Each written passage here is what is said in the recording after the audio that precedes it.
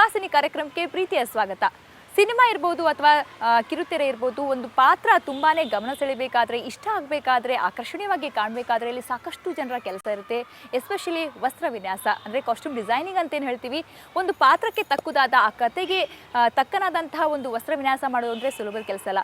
ವಸ್ತ್ರ ವಿನ್ಯಾಸ ಕೆಲಸದ ಹೊಣೆಗಾರಿಕೆ ಏನು, ಈ ಕೆಲಸದಲ್ಲಿ ಬದುಕು ಕಂಡುಕೊಂಡವರು ಹೇಗಿದ್ದಾರೆ, ಈ ಒಂದು ಕೆಲಸದಲ್ಲಿ ಎಷ್ಟು ಜನ ಭವಿಷ್ಯ ಕಂಡುಕೊಂಡಿದ್ದಾರೆ, ಹೇಗಿದೆ ಈ ವೃತ್ತಿಯನ್ನು ತಿಳ್ಕೊಳ್ಳೋಣ ಇವತ್ತಿನ ಸುಹಾಸಿನಿಯಲ್ಲಿ. ಮತ್ತೊಮ್ಮೆ ಕಾರ್ಯಕ್ರಮಕ್ಕೆ ಸ್ವಾಗತ. ನಾನು ನಿಮ್ಮ ಗೆಳತಿ ಸಬಿತಾ.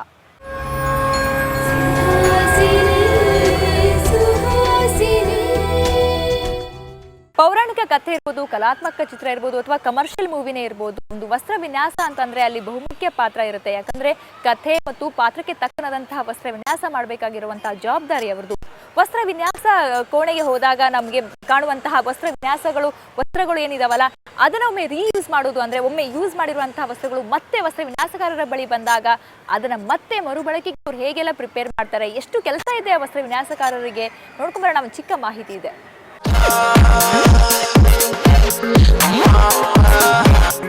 ಝಗಮಗಿಸೋ ಬೆಳಕು, ಕಣ್ಣು ಕುಕ್ಕೋ ಹೊಳಪು, ಬಣ್ಣದ ಲೋಕದಲ್ಲಿ ಮಿಂಚುವ ಪ್ರತಿಯೊಬ್ಬರೂ ನಮ್ಮ ಕಣ್ಣಿಗೆ ಕಾಣಿಸೋದು, ವೈಭವಿಸೋದು ಮಾಯಾಲೋಕದ ಪ್ರಜೆಗಳಂತೆ. ಸಿನಿಮಾದಲ್ಲಿ ಯಾವುದೇ ಒಂದು ಪಾತ್ರ ಪ್ರೇಕ್ಷಕರ ಮನಸೂರೆಗೊಳ್ಳುವಲ್ಲಿ, ಇಷ್ಟ ಆಗುವಲ್ಲಿ, ಸದಾಕಾಲ ನೆನಪಿನಲ್ಲಿ ಉಳಿಯುವಲ್ಲಿ ಸಾಕಷ್ಟು ಸಂಗತಿಗಳು ಪ್ರಭಾವ ಬೀರಿರುತ್ತವೆ. ಅವುಗಳಲ್ಲಿ ಅತಿ ಮುಖ್ಯವಾದದ್ದು ವಸ್ತ್ರ ವಿನ್ಯಾಸ.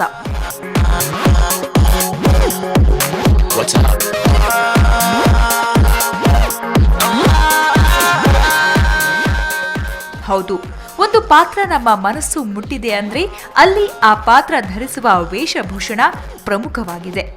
ವಸ್ತ್ರ ವಿನ್ಯಾಸ ಅಂದ್ರೆ ಅಲ್ಲಿ ಬರೀ ಉಡುಪು ಮಾತ್ರವೇ ಅಲ್ಲವೇ ಅಲ್ಲ, ಒಂದು ಕತೆಗೆ ತಕ್ಕನಾದ, ಪಾತ್ರಕ್ಕೆ ಒಪ್ಪುವಂತಹ ಒಟ್ಟಾರೆ ವೇಷಭೂಷಣವನ್ನ ಪೂರೈಸುವ ಜವಾಬ್ದಾರಿ ಅವರದ್ದೇ ಆಗಿರುತ್ತೆ. ಅಡಿಯಿಂದ ಮುಡಿವರೆಗೂ ಉಡುಪು, ಆಭರಣ, ಇನ್ನಿತರ ಎಲ್ಲ ಅಲಂಕಾರಿಕ ವಸ್ತುಗಳನ್ನ ಅವರೇ ಸಿದ್ಧ ಮಾಡಬೇಕು. ಮೊದಲು ಕಥೆಯನ್ನ ಅರ್ಥ ಮಾಡಿಕೊಂಡು ವಸ್ತ್ರ ವಿನ್ಯಾಸಕ್ಕೆ ಮುಂದಾಗ್ತಾರೆ. ಪ್ರತಿಯೊಬ್ಬ ಕಲಾವಿದನಿಗೂ ಹೊಂದುವಂತೆ ಅಚ್ಚುಕಟ್ಟಾಗಿ ಸ್ಟಿಚ್ ಮಾಡಿ ನವೀನ ವಿನ್ಯಾಸ ಹೊರತರ್ತಾರೆ. ಹೊಸ ಫ್ಯಾಷನ್, ಹೊಸ ಟ್ರೆಂಡ್ ಅನ್ನ ಹುಟ್ಟು ಹಾಕೋದು ಇವರುಗಳೇ ಅಂದ್ರೆ ತಪ್ಪಾಗಲ್ಲ. ಒಮ್ಮೆ ಒಂದು ಸಿನಿಮಾ ಅಥವಾ ಧಾರಾವಾಹಿಗೆ ಬಳಕೆಯಾದ ನಂತರ ಅದನ್ನ ಮತ್ತೆ ಅಷ್ಟೇ ಶ್ರದ್ಧೆಯಿಂದ ತಂದು ಅಚ್ಚುಕಟ್ಟಾಗಿ ಶುಚಿಗೊಳಿಸಿ ಮತ್ತೆ ಮರುಬಳಕೆ ಮಾಡಲಾಗುತ್ತೆ. ಸಿನಿಮಾ, ಧಾರಾವಾಹಿಗಳಲ್ಲಿ ವಸ್ತ್ರ ವಿನ್ಯಾಸಕಾರರಾಗಿ ಹೆಸರು ಮಾಡಿದವರು, ಬದುಕು ಕಂಡುಕೊಂಡವರು ಅನೇಕರು. ಸಾವಿರಾರು ಕಾರ್ಮಿಕರಿಗೆ ಉದ್ಯೋಗ ಕೊಟ್ಟ ವೃತ್ತಿ ಇದು. ಹಾಗಾದ್ರೆ ವಸ್ತ್ರ ವಿನ್ಯಾಸಕಾರರಾಗಿ ಇಂಡಸ್ಟ್ರಿಯಲ್ಲಿ ಗುರುತಿಸಿಕೊಳ್ಳೋಕೆ ಏನ್ ಮಾಡಬೇಕು? ವಸ್ತ್ರ ವಿನ್ಯಾಸಕಾರರಿಗೆ ಹೇಗಿದೆ ಬೇಡಿಕೆ? ಇವರ ಸಾಧನೆ, ಬುದ್ಧಿವಂತಿಕೆಗೆ ಮನ್ನಣೆ ಸಿಗ್ತಾ ಇದೆಯೇ? ಉತ್ತಮ ಭವಿಷ್ಯ, ಕಾರ್ಯತೃಪ್ತಿ ಇವರಿಗೆ ಸಿಕ್ಕಿದೆಯೇ? ಪೌರಾಣಿಕ ಕಥೆ ಇರ್ಬೋದು, ಸಾಮಾಜಿಕ ಕಥೆ ಇರ್ಬೋದು, ಕಮರ್ಷಿಯಲ್ ಮೂವಿ ಆಗಿರ್ಬೋದು, ಯಾವುದೇ ಒಂದು ಕಥೆಗೆ ಅದಕ್ಕೆ ತಕ್ಕನಾದಂತಹ ವಸ್ತ್ರ ವಿನ್ಯಾಸ ಮಾಡುವ ಒಂದು ಹೊಣೆಗಾರಿಕೆಯನ್ನು ಹೊತ್ತು ಇಷ್ಟು ವರ್ಷ ವಸ್ತ್ರ ವಿನ್ಯಾಸದಲ್ಲೇ ಫೇಮಸ್ ಆಗಿ ಅದನ್ನೇ ಮುಂದುವರಿಸ್ಕೊಂಡು ಬಂದಿರುವಂಥ, ಅದರಲ್ಲೇ ಪ್ರೀತಿ ಮತ್ತು ಅದರಲ್ಲೇ ವೃತ್ತಿಯನ್ನು ಕಂಡುಕೊಂಡಿರುವಂತಹ ಒಬ್ಬ ಖ್ಯಾತ ವಸ್ತ್ರ ವಿನ್ಯಾಸಕರು ನಮ್ಮ ಜೊತೆ ಇದ್ದಾರೆ. DC ವೀರೇಂದ್ರ ಅವರು. ಬನ್ನಿ, ಅವರಿಗೆ ಕಾರ್ಯಕ್ರಮಕ್ಕೆ ಸ್ವಾಗತ ಕೊಡೋಣ. Sir, welcome to the show. ನಮಸ್ಕಾರ.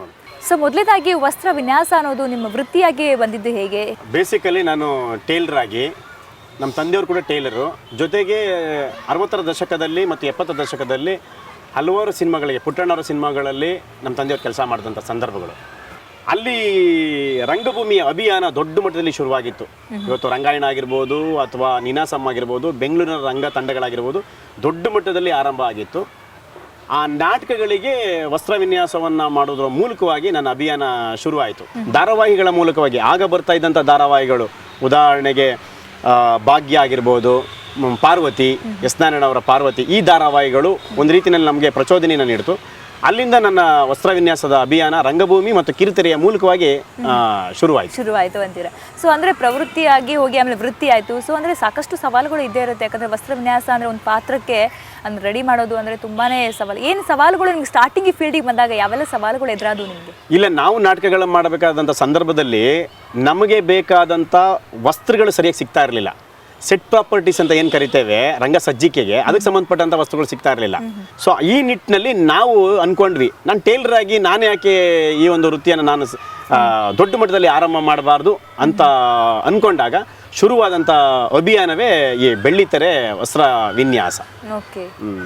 ಸೊ ಅಂದರೆ ವಸ್ತ್ರ ವಿನ್ಯಾಸ ಅಂತಂದರೆ ಏನೆಲ್ಲ ಪಾಯಿಂಟ್ಸ್ಗಳಲ್ಲಿ ಗಮನದಲ್ಲಿ ಇಟ್ಕೋಬೇಕು? ಅಂದರೆ ಒಂದು ಪಾತ್ರ ಇದೆ, ಈಗ ರಾಜ್ಕುಮಾರಿ ಪಾತ್ರನೋ ಅಥವಾ ಅಮ್ಮನಾಗಿರ್ಬೋದು. ಸೊ ಏನು ಬೇಕು ಕಾಸ್ಟ್ಯೂಮ್ಸು, ಮೇಕಪ್ಪಿಂದ ಹಿಡಿದು ಏನೆಲ್ಲ ಗಮನ ಇಟ್ಕೋಬೇಕು ಅಂತ? ಈ ವಸ್ತ್ರ ವಿನ್ಯಾಸ ಪ್ರತಿದಿನ ನಮ್ಮ ಧಾರಾವಾಹಿಗಳು, ಇವತ್ತು ಏನು ಸುಮಾರು 56 ಧಾರಾವಾಹಿಗಳು ಶೂಟಿಂಗ್ ಆಗ್ತವೆ ಪ್ರತಿನಿತ್ಯ ವಾಹಿನಿಗಳಿಗೆ. ಆ ಇಡೀ ವಾಹಿನಿಗಳಿಗೆ ನಮ್ಮ ಕೆಲಸ ಭಾಳ ಪ್ರಮುಖವಾದದ್ದು. ತೆರೆ ಹಿಂದೆ ಪ್ರತಿದಿನ ಕೋರ್ಟಿನ ಸೀನ್ ಇರಬೇಕು, ಒಂದು ಧಾರಾವಾಹಿ ಅಂದರೆ ಒಂದು ಹಾಸ್ಪಿಟ್ಲ್ ಸೀನ್ ಇರಬೇಕು, ಒಂದು ಪೊಲೀಸ್ ಸ್ಟೇಷನ್ ಇರಬೇಕು, ಒಂದು ಮಿಲಿಟ್ರಿ ಸೀನ್ ಇರಬೇಕು, ಒಂದು ಡಕಾಯ್ತನ ಸೀನ್ ಇರಬೇಕು, ಈ ಥರ ಸೆಕ್ಯೂರಿಟಿ ಆಗಿರ್ಬೋದು, ಯಾವುದೇ ಆಗಿರಲಿ, ಒಂದು ರಾಜ ರಾಣಿ ಹೇಳಿದ್ರಿ ಮೊದಲು ಆರಂಭದಲ್ಲಿ, ಇಂಥ ಎಲ್ಲ ಪಾತ್ರಗಳಿಗೆ ಸರಿದೂಗುವಂತೆ ನಾವು ಕಾಸ್ಟ್ಯೂಮನ್ನು ಮಾಡ್ತಾ ಹೋಗ್ತೇವೆ.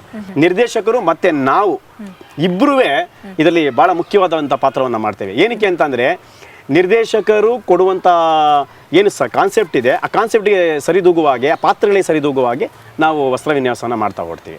ಸೊ ವಸ್ತ್ರ ವಿನ್ಯಾಸ ಅಂತ ಬಂದಾಗ ನೀವು ಹೇಳ್ದಂಗೆ ಪೌರಾಣಿಕ ಬೇರೆ ಆಗುತ್ತೆ, ಕಮರ್ಷಿಯಲ್ ಫಿಲ್ಮ್ಗಳಿಗೆ ಬೇರೆ, ಆರ್ಟ್ ಫಿಲ್ಮ್ಸೇ ಬೇರೆ.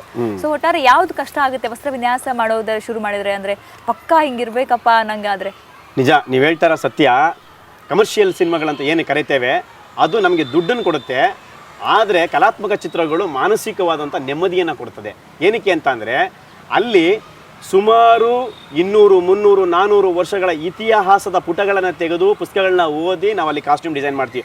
ಈ ಕಮರ್ಷಿಯಲ್ ಸಿನಿಮಾಗಳಲ್ಲಿ ಹಂಗಲ್ಲ. ಒಂದು ಸಾಂಗ್ ಅಂತಂದರೆ ಒಂದು 20 ಜನ ಡ್ಯಾನ್ಸರ್ಸು, ಹುಡುಗಿರು ಒಂದು 20 ಜನ, ಹುಡುಗರು ಒಂದು 20 ಜನ, ಹೀರೋಯಿನ್, ಅದಕ್ಕೆ ಒಂದು 6 ಸಿನ ಸೆಟಪ್ಪು, ಲೊಕೇಶನ್ 4-5 ಸೆಟಪ್ಗಳು, ಈ ಥರದ್ದನ್ನು ಮಾಡ್ಕೊಂಡು ಹೋಗ್ತಾರೆ. ಕಲಾತ್ಮಕ ಚಿತ್ರಗಳಿಗೆ ನೀವು ಪ್ರಿಪೇರ್ ಆಗೋದಂದ್ರೆ ಹೆಂಗೆ? ಒಂದು ಪಾತ್ರನ ಹೆಂಗೆ ಓದ್ಕೊಳ್ತೀರಾ? ಈ ಪಾತ್ರಕ್ಕೆ ಇಷ್ಟು ಕಾಸ್ಟ್ಯೂಮ್ಸ್ ಬೇಕು, ಇಷ್ಟು ಜ್ಯುವೆಲ್ರಿ ಬೇಕು, ಏನೇನು ಬೇಕಾಗುತ್ತೆ ಅಲ್ಲೆಲ್ಲ ಅಂತ? ಕಾನ್ಸೆಪ್ಟು ಮತ್ತು ಕತೆ ಈ ಎರಡು ಏನನ್ನ ಅವಲಂಬಿಸಿದೆ. ಆಮೇಲೆ ಪೀರಿಯಡು, ಸಮಯ ಯಾವುದನ್ನು ಕೇಳ್ತಾ ಇದೆ, ಈ ಎರಡನ್ನ ಅನುಗುಣವಾಗಿ ಮತ್ತು ನಿರ್ದೇಶಕರ ಮನಸ್ಸಿಗೆ ಸೂಕ್ತವಾಗುವ ರೀತಿಯಲ್ಲಿ, ಕತೆಗೆ ಸೂಕ್ತವಾದ ರೀತಿಯಲ್ಲಿ ಕಾಸ್ಟ್ಯೂಮ್ಸ್ ಆಗಿರ್ಬೋದು, ಪ್ರಾಪರ್ಟೀಸ್ ಆಗಿರ್ಬೋದು, ಒಡವೆಗಳಾಗಿರ್ಬೋದು, ಪ್ರತಿಯೊಂದರ ಮೇಲೂ ಕೂಡ ನಾವು ಅವಲಂಬಿಸಿಕೊಂಡು ಕೆಲಸ ಮಾಡ್ತೀವಿ. ಇಷ್ಟುವರೆಗೆ ಅಂದರೆ ಎಷ್ಟು ಸೀರಿಯಲ್ಗಳು ಮಾಡಿದ್ದೀರಾ, ಎಷ್ಟು ಫಿಲ್ಮ್ಗಳು ಮಾಡಿರ್ಬೋದು ನೀವು? ಕಲಾತ್ಮಕ ಚಿತ್ರಗಳು ಒಂದು 20 ಮೇಲೆ ಮಾಡಿದ್ದೀನಿ.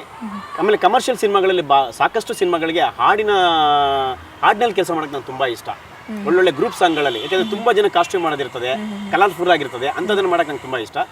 ಧಾರಾವಾಹಿ ನನ್ನ ದೂರದರ್ಶನ ಮತ್ತು ಖಾಸಗಿ ವಾಹಿನಿಯಲ್ಲಿ ಆರಂಭವಾದಂಥ ಧಾರಾವಾಹಿಗಳ ಕೆಲಸ ಇವತ್ತು ಸುಮಾರು 400 ಧಾರಾವಾಹಿ ಮುಟ್ಟಿರ್ಬೋದು ಅಂತ ಅನಿಸುತ್ತೆ. ಓಕೆ ಸರ್, ನಿಮ್ಮ ಜೊತೆ ಮಾತಾಡ್ತೀನಿ. ವೀಕ್ಷಕರೇ, ನಾವು ಮಾತಾಡ್ತಾ ಇದ್ವಿ ವಸ್ತ್ರ ವಿನ್ಯಾಸಕಾರರ ಬಗ್ಗೆ. ವಸ್ತ್ರ ವಿನ್ಯಾಸ ಹೇಗಿರುತ್ತೆ, ವರ್ಕ್ ಹೇಗಿರುತ್ತೆ, ಇದು ಹೇಗೆ ಕತೆಗೆ ಪೂರಕವಾಗಿ, ಪಾತ್ರಕ್ಕೆ ಪೂರಕವಾಗಿ ವಸ್ತ್ರ ವಿನ್ಯಾಸ ಮಾಡ್ತಾರೆ ಅಂತ ವೀರೇಂದ್ರ ಅವರು ಮಾತಾಡ್ತಾ ಇದ್ರು. ಸೊ ಮತ್ತಷ್ಟು ಮಾತಾಡೋಣ ಒಂದು ಚಿಕ್ಕ ಬ್ರೇಕ್ನ ನಂತರ.